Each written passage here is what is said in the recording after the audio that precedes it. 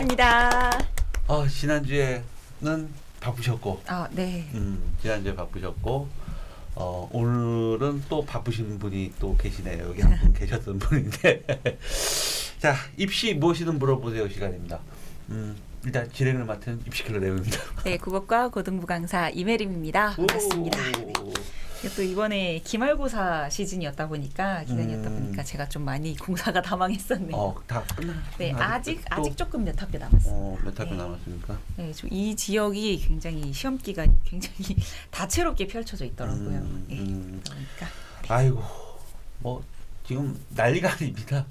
지금 성적표들이 계속 들어오고 맞아요. 있는데, 수능 성적표들이 들어오고 있는데, 진짜 수학이 어려웠었나 봐요. 수학이 애들이 국어, 영어, 탐구는 되게 111인데 수학이 국어, 영어, 탐구가 1이에요. 근데 수학이 어떻게 그런 등급이 나오죠? 그래 유난히 국어 꽤 그래도 국어하고 영어하고 네. 탐구를 그 정도 111 세 개가 나오면 그래도 좀 하는 애인데 상상할 수 없는 수학 등급이 나왔어요. 원래는 잘하던 친구들이 이번에 그랬다고 하더라고요. 네. 그래서 지금 이게 지금 지난주에 저희가 정시 일정이라든지 이런 부분 기본적인 그다음에 문과 침공 교차 지원에 대해서 말씀드렸고, 이번 주는 일단 그 스카이대 지원 전형하고 그다음에 의학학 계열 의대, 치대, 한의대, 수의대, 약대에 대한 예상 점수를 좀 말씀드리는데, 일단 먼저 결론부터 좀 말씀드리면, 일단 좀 요번에 정시를 지원하는 학생들한테 있어서는 좀 주의해야 될 점이 있는 게, 이 요즘은 대학들이 작년 그 입시 결과들을 다 발표해 주잖아요. 근데 너무 요번에 그 작년 걸 맹신하면 그거에 너무 있으면은 작년하고 데이터가 좀 틀리거든요. 달라진 부분들이 좀 있죠. 그래서 지금 아직 0점이 안 잡혔어요. 이게 0점이 우리 남자들은 다 0점 잡혔다는 얘기 혹시 아세요? 군대에서 많이 듣는 그런 것 같네요. 근데 세 발을 싸서 세 발 탄창구가 어떻게 형성되냐가 이제 그걸 보고 이제 클리크를 조정해서 상하 좌우를 조정해서 이제 정확하게 이제 하는 건데, 지금 1년 이 통합형 작년 올해 두 번째잖아요. 그래서 약간 아직은 이 탄창구 형성이 정확하게 이렇게 정확한 데이터는 안 나온 것 같아요. 작년도 보세요. 작년 국어가 불수능이었잖아요. 수학도.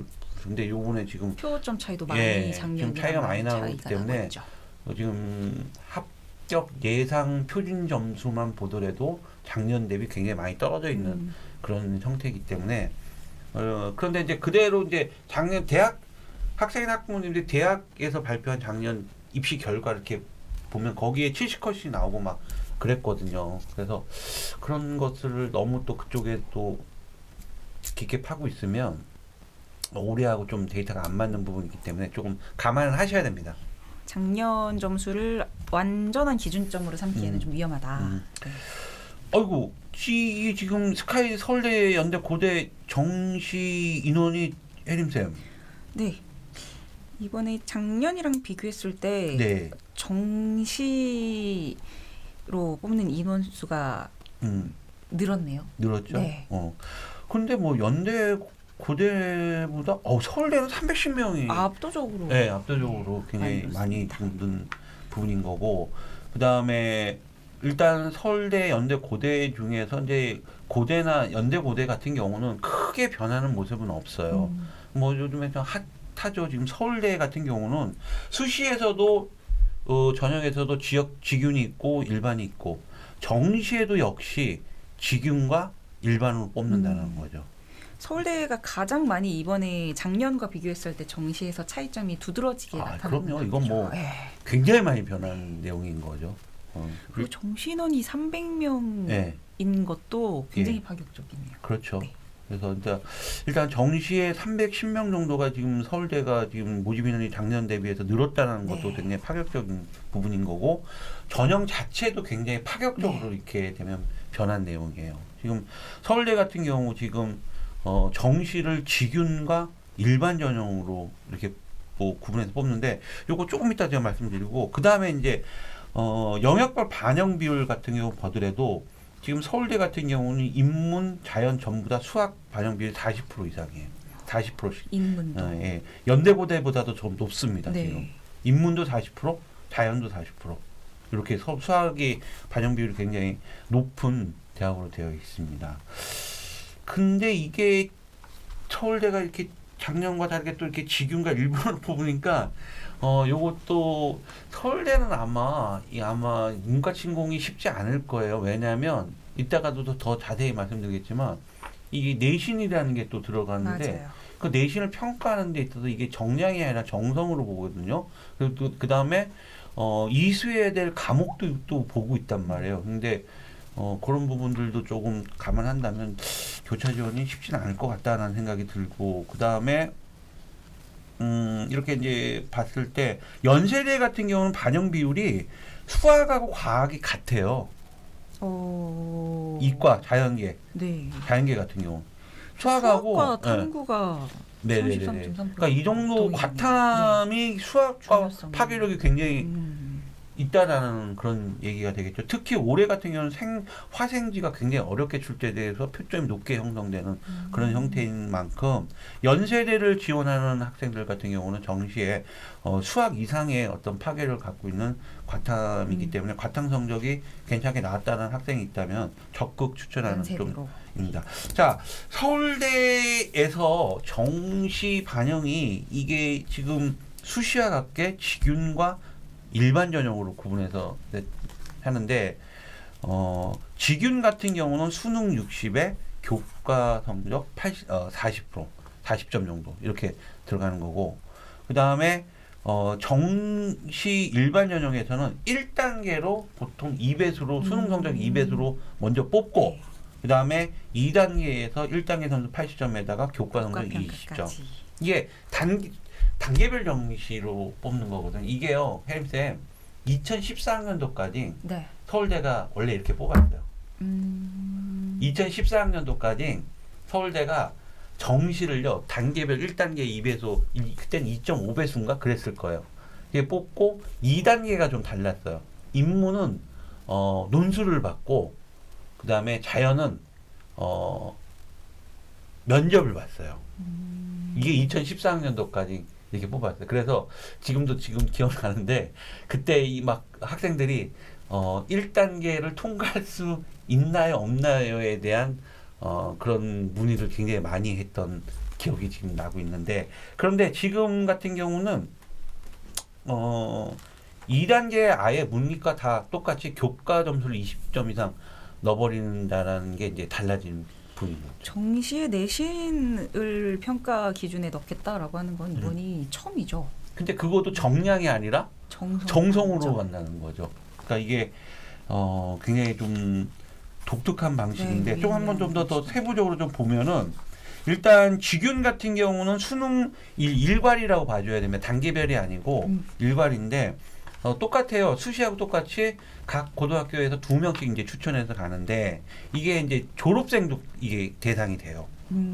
그러니까 요게 지금 수능 성적으로 60에 교과 성적 40인데 어떻게 평가하냐면 일단 그 평가하는 분이 두 사람이에요. 두 사람이서 한 학생을 2명이서 이제 평가하는데 A, B, C로 이렇게 세 단계로 구분해서 평가를 주는데 AA를 맞으면 10점을 주는 거고 그 다음에 AB를 맞으면 8점, BB를 맞으면 6점, 그 다음 BC 3점, CC는 0점 처리하는 그런 부분인데 이게 보세요. 직윤은 일괄이죠.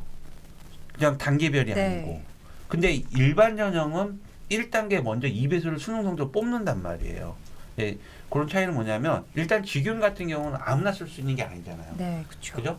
그렇기 때문에 일단 1단계를 굳이 걸러낼 필요가 없는다라고 판단한 거죠. 왜냐하면 거의 각 학교에서 상위권의 어떤 수능 성적을 확보한 학생들이 지원하기 때문에 그러니까 지원한 아이들의 수능 성적이 그렇게 크게 차이가 나진 않을 거라는 예상하에서 직윤은 그냥 일괄로 이렇게 수능과 교과 60, 40으로 그대로 넣는 거고 그다음에 일반 전형 같은 경우는 아무래도 뭐 이과 같은 경우 탐구를 원투를 선택한 학생이라면 누구나 넣을 수 있는 부분이잖아요. 그러니까 아무래도 좀 차이가 넣었을 때 2배수로 뽑아 놓고도 그 2배수 안에서도 좀 아이들의 수능 성적의 차이가 좀 날 수 있다라는 거. 뭐 예를 들어서 이게 수능 성적 차이가 많이 나면은 내신 반영하는데 의미가 없는 거거든요. 그렇죠. 그렇잖아요. 그렇기 때문에 아무래도 좀 일반 전형 같은 경우는 2배수로 수능 성적 2배수로 먼저 걸러내고 이미 고득점을 네네. 받은 학생들을 네네. 대상으로. 그래서 그리고 나면 이제 성적으로 내신 성적으로 이제 좀 반영하는 그런 분인 거고, 그다음에 일반 전형 같은 경우는 내신을 똑같아요. 방식은 두 명의 이제 평가인이 한 학생을 두 명에서 평가해서 AA라든지 그다음 A, B, C로 했는데 AA가 나왔을 때 여기는 5점. 그다음에 A, B가 나왔을 때 4점. 그다음에 BB는 3점, BC는 1.5점, 그다음에 CC는 0점 처리가 되는데 아마 이게 서울대에서도 한번 얘기한 것 같은데 이게 정시잖아요. 그러니까 정시가 아무래도 AA가 나올 확률은 수시 기준에서 거의 그런 애들은 뽑혔겠죠. 네. 그죠? 네. 그래서 아마 AA는 그렇게 나올 아이들은 거의 없다고 보셔야 될 것 같아요. 왜냐하면 성적도 좋고 내신 성적도 좋고 학생들보다 되게 잘 돼 있는 아이들 그렇잖아요. 그런 애들은 뭐 정말 AA를 줘야 되겠죠. 그런 애들은 수시에도 뽑혔겠죠. 수시 지원을 했을 거 아니에요. 그렇죠. 내신도 좋고 네. 생기부도 잘 돼 있으니까. 그래서 아마 이 정시에서는 서울대 정시에서는 AA가 나올 확률이 정말 그렇게 크지가 않을 것이다. 뭐 정말 높은 애라면 AB 정도가 가장 높을 거고 아마 대다수 BB가 가장 많은 이 평가를 받을 것 같다. 그다음에 CC 정도가 나오는 학생은 거의 학교 생활을 그냥 안 하고 그냥 수능만 파는 학교 생활이라든지 이런 부분도 거의 없는데 여기서 교과 평가 항목 좀 잠깐 살펴보면은 크게 세 가지 형태로 구분되는데요. 교과 이수 현황도 보고요. 어떤 과목을 그렇죠. 선택을 했느냐. 그렇죠. 그러니까 뭐 예를 들어서 기계, 전기, 전자 간 학생이 뭐 정말로 물리, 원투, 그 다음에 또는 미적분 뭐 했냐 안 했냐 이런 것도 보는 거고, 그 다음에 학업 성적, 학업 성취도라는 성적을 보는데 여기서 학업 성적을 봤을 때 등급은 보지 않습니다. 등급은 보지 않고요. 그러니까 성적에서 학생의 원점수와 그 다음에 평균 성적, 그 다음에 표준 편차, 그 다음에 응시 인원, 그 다음에 성취도 A, B, C 이런 거를 좀 조합을 해서 또 점수를 또 매기고, 세 번째는 세부 능력 특기사항이에요. 그러니까 이 학생이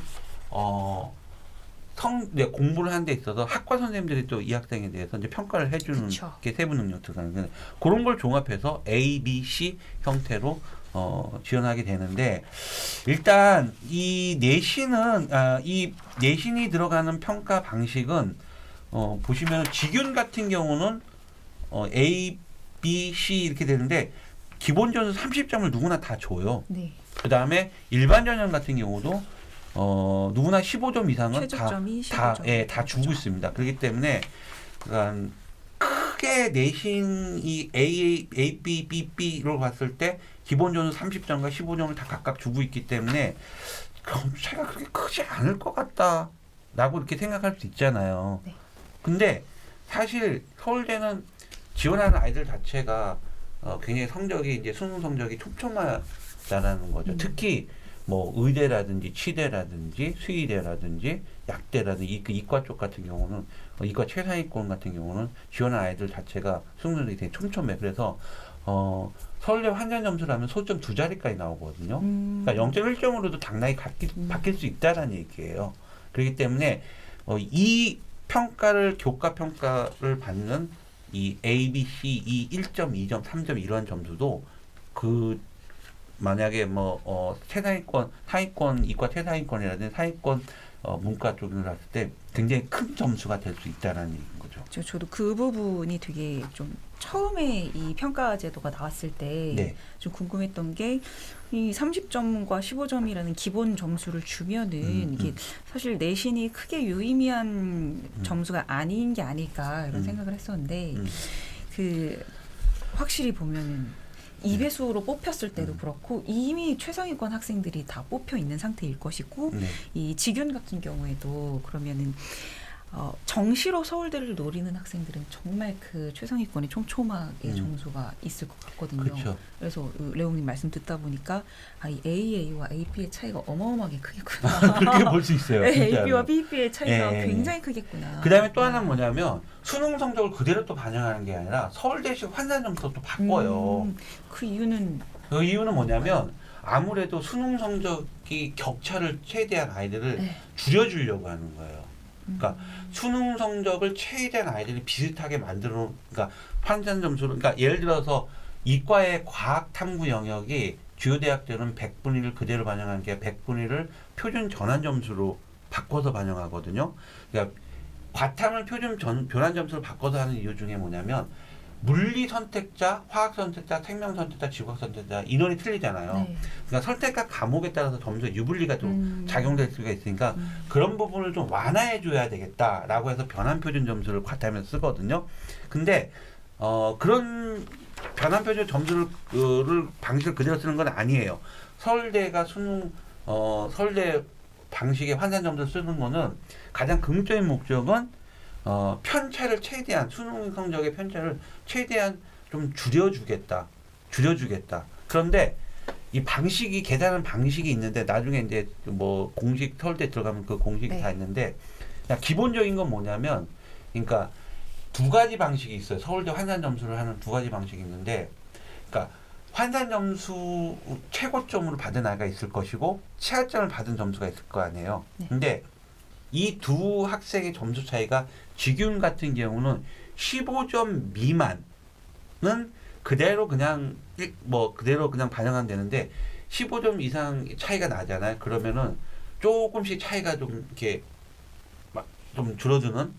그 다음에 일반 전형 같은 경우는 최고점과 최하점이 20점이 기준이에요. 미만이다, 이상이다 했을 때 그런 좀 환산 점수 계산이 조금씩 달라지는 그런 부분이 있는데 그러다 보니까 아무래도 격차가 좀 커지거나 커질수록 좀 필요한 부분이 내가 내신이 좀 안 좋은 아이들은 아무래도 내신에 이제 이 아까 말씀드린 그 1점이나 1.5점으로도 좀 불리해지는. 그러니까 결국 서울대가 정시에도 내신을 넣는 이유는 수능보다 궁극적인 목적은 뭐겠어요? 이 내신을 최대한 활용하겠다는 거잖아요. 학교 생활에 그렇죠. 충실했었던. 충실했냐? 네. 그렇죠. 그거를 최대한 반영하고 싶어서 이렇게 이제 환산 점수를 쓰고 있는데 문제는 뭐냐면 지금 이제 올해는 크게 문제가 안 돼요. 올해는 어차피 원투를 이게 이과들 같은 경우는 문과 같은 경우는 제2외국어하고 또는 한문을 꼭 봐야 되잖아요. 근데 이과는 또 원투를 해야 돼요. 그럼 원투 선택자들이 그렇게 많지가 않아요. 그래서 사실은 서울대 이과 정시는 그게 경쟁률이 높지가 않아요. 근데 문제는 내년도예요. 내년도는 이제 원투 이게 없어져요. 그러니까 이제 대거 경쟁률 자체도 올라갈 거예요. 막 올라갈 거고 이렇게 되면은 이제 이 환산 점수라든지 이런 부분들이 격차가 점점 더 커지는 어떤 그런 상황이 발생되는데 경쟁률 잠깐 한번 볼까요? 네. 잠깐 한번 보면은 인문계열 같은 경우는 작년에 정시에서 사회학과가 제일 경쟁률이 높네요. 네. 경쟁률이 7.3대 1 정도 나왔고 인문계열은 통으로 인문계열을 뽑거든요. 2.49대 1 정도 나와요. 이게 그 다음에 자연계에서는 천문학 전공이 그다음에 5.4로 제일 높았고요. 그 다음에 건설환경공학이 2.7로 좀 낮게 나오는. 사범대 같은 경우는 영어 교육이 5.63. 그다음에 화학 교육이 2.5로 되게 또 2.7. 그러니까 이런 경우 그러니까 2.5대 1, 2.7대 2.49대 1 같은 경우는 그러니까 지금 일반 전형 같은 경우는 2배수 수능은 2배수잖아요. 경쟁률 자체가 2점대라는 거지. 그러니까 조금만 본인이 좀 괜찮다면 2배수 넘는 거는 크게 문제가 되지 않을 것 같다는 거죠. 근데 문제는 뭐냐면 아까 혜림쌤 말씀드린 대로 내신 여기서 조합하는 이 부분이 이게 1.2점으로도 이게 문제가 될 수가 있다는 거죠. 다음은 이 아무래도 의학학 계열 의대, 치대, 한의대, 시대가인데 저희가 표점을 한번 예상 표점을 뽑았는데 작년하고 한번 비교를 해봤어요. 이 오른쪽 이쪽이 2022학년도고 23학년도인데 서울대 의대 같은 경우는 지금 예상이 작년 같은 경우는 표준 점수가 403 표준 점수가 네. 430점인데 올해 예상은 지금 417. 많이 작년하고 네. 13점. 낮은 그거는 뭐 때문에? 국어 때문에 국어 때문에 국어가 지금 상대적으로 국어가 표준 점수가 낮았죠. 확 떨어져 있잖아. 네. 표점이 전체적으로 떨어져 있기 때문에. 작년이 너무 높았어요. 네. 그런데 근데 중간 분류 애들이 의외로 성적이 그렇게 좋은 성적과 등급이 안 나오는 것 같더라고요. 올해 국어가 그런 부분이 보이고 그다음에 연세대의대 같은 경우는 뭐 작년 같은 경우 429점인데 올해는 지금 410 표준 점수 416점으로 예상을 하고 있고 고려대 같은 경우는 작년에 428 올해 같은 415 요 정도로 좀 쭉 나와 있는 것 같고. 이거는 이제 그 의학 계열 기준이죠. 네. 그 다음에 이제 뭐 치대 같은 경우는 역시 작년 비교는 하지만 올해 예상이 표준 점수로 봤을 때는 서울대가 411, 그다음에 연세대가 408, 그다음 경희대가 404, 뭐 이 정도로 쭉 나열되어 있는 것 같고, 그다음에 수의대 같은 경우는 서울대가 역시 403, 건국대 400. 강원대 398, 경북대 398. 그다음에 한의대 같은 경우 경희대가 402, 가천대 401, 대전대 400, 동신대 400. 그다음에 약대죠, 약대. 약대가 지금 핫한데, 네. 야 이거 지금 아니 중앙대가 올해 401. 중앙대 할 얘기 많잖아 지금. 중앙대 내가 지금 꾹꾹 누르고 있어 지금. 작년에 불합격. 내가 이거 오늘 데이터 갖고 왔어요 이거. 이 얘기 또 하려고 지금. 저도 중앙대랑 또 다른 학교랑 이제 비교했을 때 그때 기억이 생생하게 나네요. 그죠. 이게 아니 이 인생 망칠 뻔했어요 얘 진짜. 이거 작년에 또 국어 2등급, 수학 1등급, 영어 2등급, 탐구 1등급 얘를 그 배치 프로그램 삐리리리 배치 프로그램에다 이렇게 넣었을 때 불합격으로 딱 떠갖고 이렇게 떴는데 당연히 첫해 학부모님들이 이렇게 배치 프로그램으로 해서 뭘 알겠어요? 데이터가 있어 뭐가 있어? 그래서 넣었더니 불합격을 뜬 거야. 근데 세상에나 내가 어떻게든지 어머니 걱정하지 마시라고 넣으시라고 괜찮아 합격을 하니까 넣었어. 심지어 추가 합격도 아니야. 최초 합격이 됐다는 거잖아요. 이게. 그러니까 저는 왜 이렇게 자신 있게 나는 이걸 합격할 수 있다는 거냐면 중앙대학교가 수학이 40%고요. 탐구가 35%예요. 수학과학만 75%, 총 75%인데 수학도 작년에 얘가 표준 점수가 141점이고 그다음에 물리하고 지학을 봤는데 지학을 만점 받았어요. 지학이 작년에 굉장히 못 봤는데 만점 표점이 72점이란 말이야. 그다음 물리 같은 경우도 표점 69점 나왔고. 제가 이것만 보더라도 중앙대 약대가 안 될 이유가 없다. 근데 올해는 좀 조심하세요.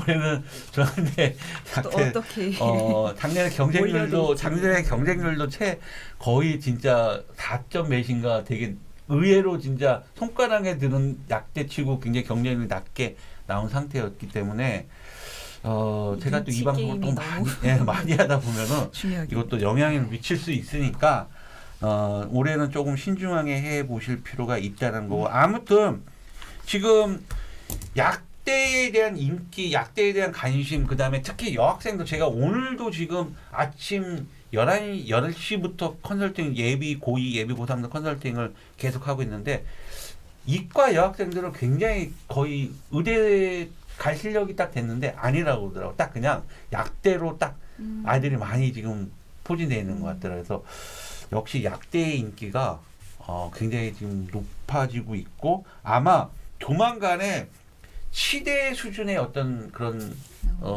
점수가 점수도 되지 않을까라는 그런 생각이 듭니다. 아무튼 올해가 지금 통합형 두 번째고 네. 그러니까 내년까지 좀 총 3번을 했을 때 어느 정도 그때는 가닥이 윤곽과 좀 가닥이 다 나올 네. 수 있고 그 다음에 수능이 어떻게 출제됐다, 쉽다, 어렵다. 우리 작년에는 완전히 불수능, 올해는 국어 좀 쉬웠고 네.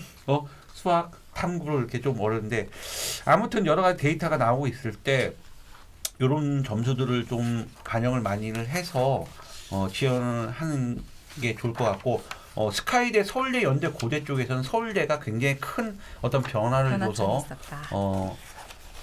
근데 항상 이렇게 변화하는 그 바둑이 이런 시점에는요 사실 상상할 수 없는 변수가 생겨요. 늘 결과를 보면은 네. 그렇더라고요. 네네. 그래서 일단은 좀 이런 부분들은 학교 선생님들하고 근데 학교 선생님들도 사실상 저는 지금 한 27년을 이걸 해야 되니까 모든 항상 대한민국의 기억하고 입시를 계십니다. 그동안의 흐름 네. 아까 제가 말씀드렸던 2014학년도에도 참 공교롭게 그때 합격한 학생의 학부모님이 얼마 전에 전화가 왔더라고요. 그래서 갑자기 또 그 생각인데 나서 그래도 제가 이름까지 얘기했더니 어떻게 자기 그 이름까지 다 기억하냐는데 지금 벌써 그게 걔가 28살이 됐대요. 걔 동아대 의대 갔거든요. 서울대도 붙고 동아대 의대도 붙었는데 야 그런 부분도 있었던 것 같아요. 그래서 서울대가 올해 아무튼 이런 정시에 직윤과 수시처럼 직윤과 일반 전형을 뽑는다라고 했을 때 이런 부분이 굉장히 달라진 부분이고 내신까지도 이제 국가 평가까지 들어간다는 부분이 굉장히 특이한 어떤 부분인 것 같아요. 아무래도 이과 최상위 의예과 의대, 치대, 하이대, 수의대는요. 지금 여러 기관들에서 예상 점수들을 발표해 주셨거든요. 근데 큰 차이는 없어요. 이과 최상위일수록 경쟁자들의 아이들이 성적 자체가 굉장히 촘촘하기 때문에 일반 공대라든지 자연과학열보다 예상하는 점수에서 굉장히 오차 범위가 플러스 마이너스가 크지가 않아요. 굉장히 촘촘하기 때문에 이런 예상되는 점수를 잘 활용하고 그러니까 예를 들어서 서울대가 올해 표점 417점이라면 다 해서 470점 또 그걸 하시면 돼. 우리도 470점이 되겠다는데 사실은 이제 반영 비율이라는 게 또 확인을 하는 게 또 하나의 묘미라고 볼 수가 있습니다. 자, 일단 오늘은 저희가 그 스카이대하고 의학계열 정시 지원에 대한 부분을 한번 좀 쭉 정리를 해봤고요. 다음 주에는 다음 주 주제도 좀 독특합니다. 죽은 등급도 살려서 우리는 인서울에 기필코 합격한다. 실질적인 도움이 되는 네네. 그런 얘기를 좀 나눠보도록 싶습니다. 하겠습니다. 아무튼 정시 이 방송 듣고 또 정시 원서 접수가 아마 29일부터인 것 같은데 최대한 좀 분석을 좀 많이 해 보시고 전문가들과 좀 상담을 좀 많이 해 보시는 것도 특히 학교 선생님들하고도 좀 많이 해 보시는 것도 좋을 듯 합니다.